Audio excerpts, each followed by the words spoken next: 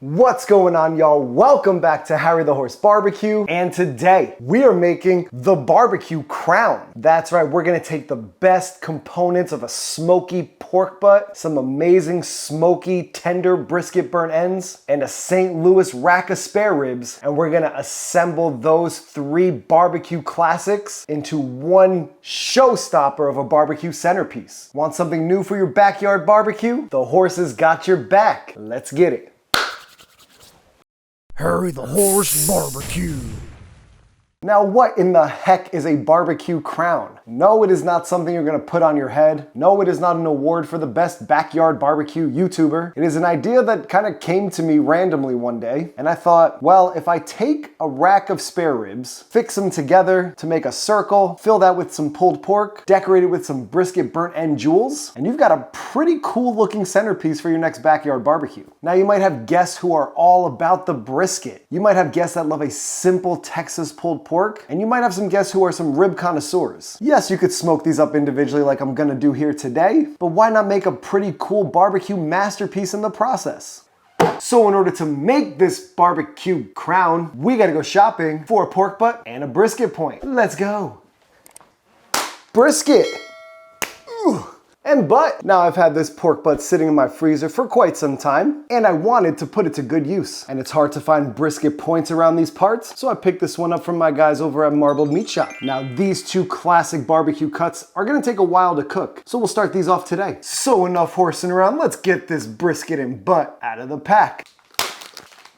This butt is definitely gonna need a pretty good pat down. Not a bad looking butt. Now, I know one of these is beef and one of these is pork, but side by side, a butcher cut versus a commodity cut, it's just night and day the way they look. If you haven't seen my butcher brisket video, I highly recommend checking that one out. We've checked out the butt already. Let's check out this brisket point. All along there, this is all brisket flat, and what's sitting on the bottom in this shot, this is our brisket point. If I really wanted to, I could separate off this brisket point, but I'm gonna smoke this as is. If I get some pretty tasty brisket flat at the end of the day, that works for me. Burnt ends are made from the brisket points for a reason. They're fatty, they're gonna be tender. Now, for simplicity's sake, I'm gonna be hitting this pork butt and this brisket with the same exact rub. We're hitting this with 1 part 16 mesh black pepper, 1 part diamond crystal kosher salt, 1/2 part granulated garlic, 1/2 part granulated onion, and also I hit this with about 1/2 part of chud rub. So we're gonna go on really heavy, especially on this pork butt, because we don't want this pork butt lacking any flavor. It could take a lot of rub, so just put a lot of rub on it. If you want to go the extra mile and make this masterpiece of a centerpiece, you can do this however you want. You could do this with pork belly, make some pork belly burnt ends, do baby back ribs. Use what you got, man. Want these burnt ends to be really dark and barky. In my head, this is a pretty sweet looking centerpiece, although quite a bit of work, but why not change up the classics just a little bit? Flip around 1. And flip around 2. I'm not going for the most perfect pork butt. I'm not going for the most perfect brisket burnt ends. Again, this is a lot of labor to turn these Texas barbecue classics into something new. This butt and brisket are all seasoned up and they're ready for the cooker. So let's go fire up the cooker.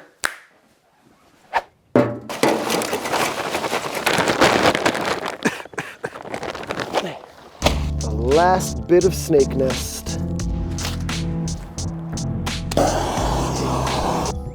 Let these coals get hot.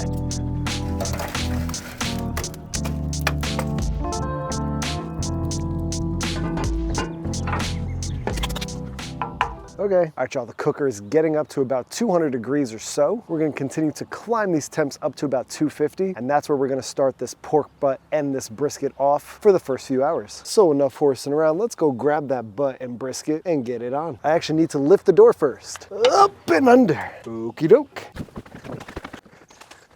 The makings of a barbecue crown, let's get them on. Pork butt in the way back, brisket point with the point towards the fire. And that's all these two wrote. I got this pork butt and brisket point sitting pretty on the cooker. The pork butt's in the far back since it's a larger cut of meat. We want it to cook a little bit hotter. We're gonna let these rock out till they build some beautiful bark and are super tender. I've also got a water pan on the dedicated water pan shelf. I've got the damper to the smokestack about a quarter of the way closed, and we're rocking these temps at ideally 250 degrees. I'll bring y'all back when these are looking barky and smoky, but until then, let's close it down. Boom, shakalaka. All right, y'all, we're about 3.5 hours into this cook, and I picked a hell of a day to do this one. It is pouring out, so let's check on the losing battle that is our smoker.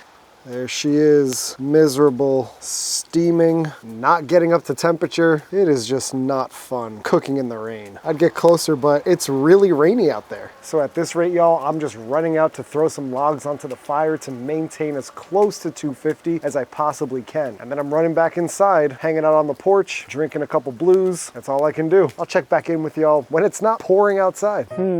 This BBQ Crown is deserved by only a few. Few rhymes with blue. What's that? You see a blue? Where? There's our blue. The BBQ Crown can only be paired with the king of beers, a crisp cold Canadian Pilsner. Crisp cold, it's fit for a king. 5.5 hours into this cook, the rain finally stopped. So now we can continue temps at about 250 to 275 degrees. So let's take a look at these meats that are headed for our Royal Crown. Here we go.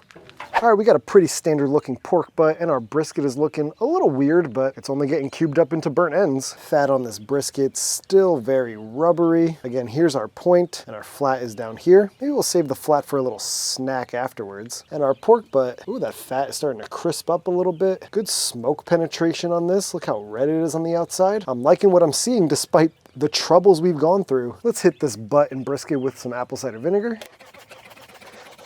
All right, we gotta let these continue to go for a long time. All right, and after being about 6 hours into this cook, we're gonna try to maintain temps around 275 for the remainder of the cook. I'm going to butcher wrap the brisket and hold it overnight. The pork butt will be getting the foil boat and going for an overnight rest. And tomorrow we'll hit those spare ribs to create our crown, and then we'll assemble it all together. But I appreciate y'all sticking around for the ride. But in order to finalize this crown, we gotta close it down. Boom.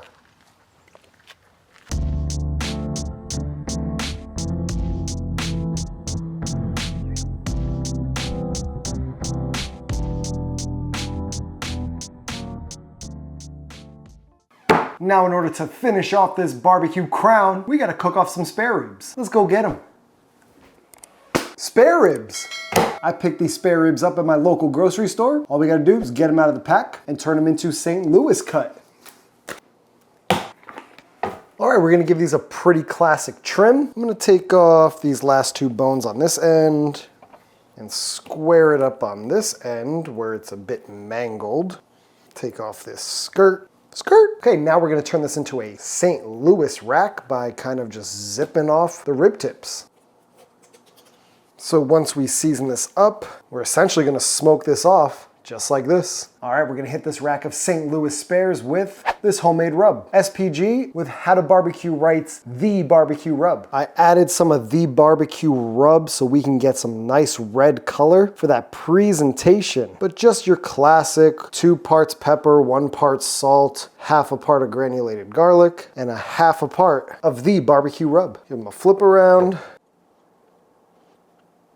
Then I'm just gonna go over the top with just a little bit more of the barbecue rub to really set in that red color. Malcolm Reed stuff, pretty good. Our spares are looking good, and we need to facet them together upside down to have the bones sticking up. So I'm going to spin this in a circle. The best way to clamp this down would be through toothpicks or skewers, but I forgot to get them at the grocery store. So I'm gonna use an injector needle and possibly a leave-in probe thermometer.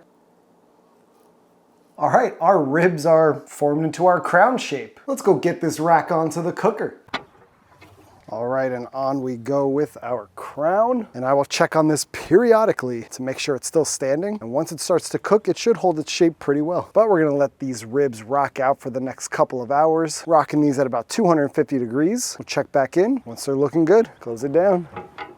Boom. Let's make some sauce to top off this crown. I'm gonna be making the BAR-A sauce. Shout out Wilson's BBQ. Dave from Wilson's BBQ shared this recipe in a video of his. I'll link that video in the iCard above and in the description down below. Make sure you check that video out and go subscribe to Wilson's BBQ. Let's get it.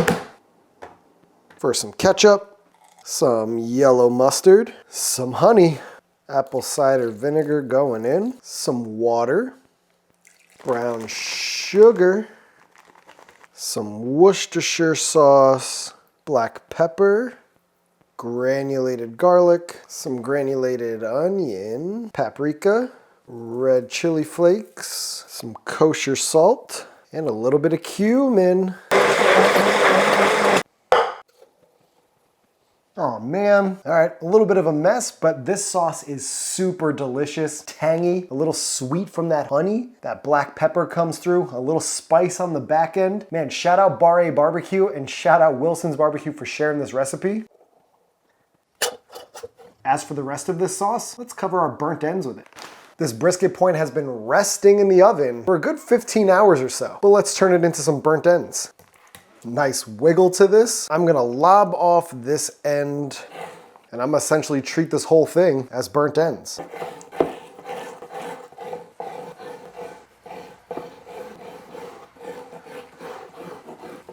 We got a big old pile of burnt ends here. I'm just gonna douse them with this BAR-A sauce. Get them all nice and coated.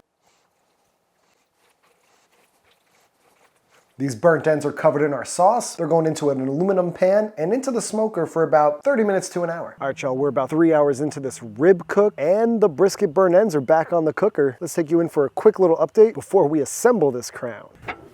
You could see our rib crown is hanging together pretty well, building up some beautiful color, nice and red, just like I wanted it. Not a lot of pullback going on though. Now, ribs are traditionally wrapped. I might just cover this whole thing with foil. These brisket burnt ends I covered with that BAR-A sauce, getting nice and tacky. But the next time I see y'all, we'll be assembling the crown. 2 days worth of work to make this crown. Let's finally assemble it all together. This is literally how I wrapped it on the smoker. I kind of domed it with some foil, in case y'all were interested. Now the first thing is that I did not get the pullback that I wanted between the bones, but it's all good. Let's fill this with some pulled pork. This pork has been resting for entirely too long. I'd say it's been resting for a good 16 hours or so, but that's just the timing it took to make this video. Bone is clean. Yeah, I'd say that's some tender pork. Mix in a lot of that juice that's sitting in the bottom of the boat. Whew, that's a steamy butt. I just have to give this a little taste test.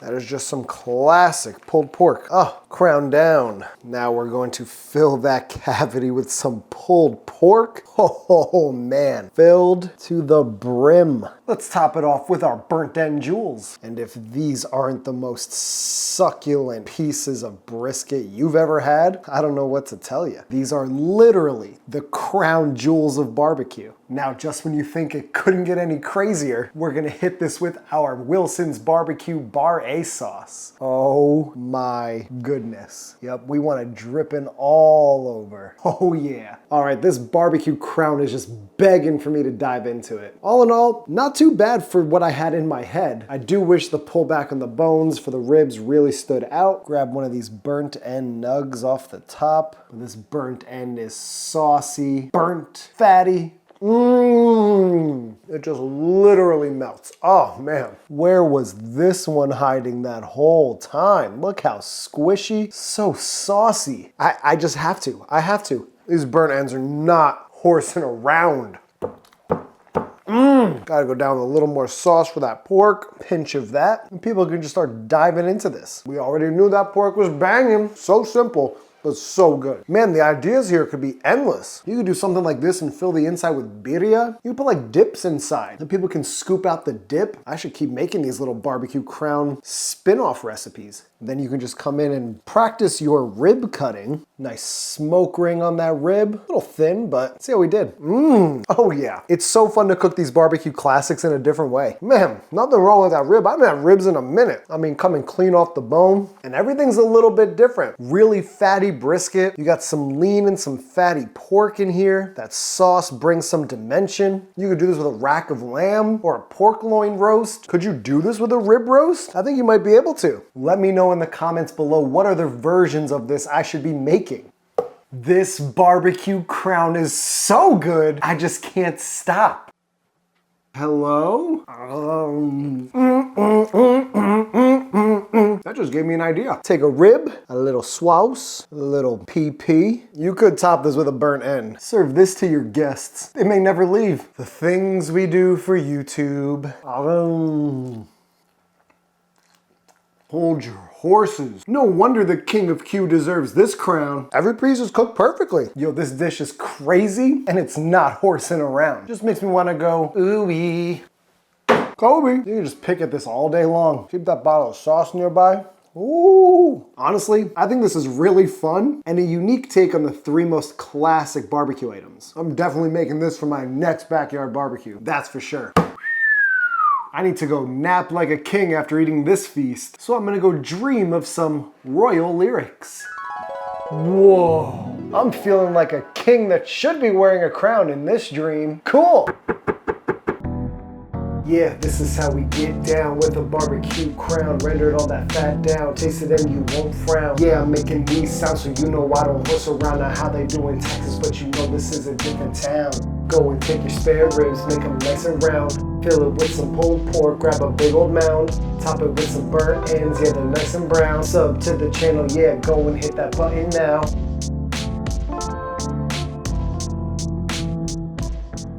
Thank y'all for tuning into Harry the Horse Barbecue. I really appreciate you checking out this video. Make sure you subscribe to the channel. Every subscription really helps me out. You know we got crispy bark on the outside of everything here, so go ahead and leave a like on this video. Let me know your thoughts in the comments below, and let me know what you would do to make your own barbecue crown at home. Make sure you hit that notification bell so you get notified every time we're posting new content, and you can follow me on Instagram at Harry the Horse Barbecue. Tag me so I can see what y'all are cooking because it really inspires me to get outside and cook. And with that being said, there's only one more thing, y'all. This one is going straight to the horse's mouth. We'll catch y'all in the next one. Peace.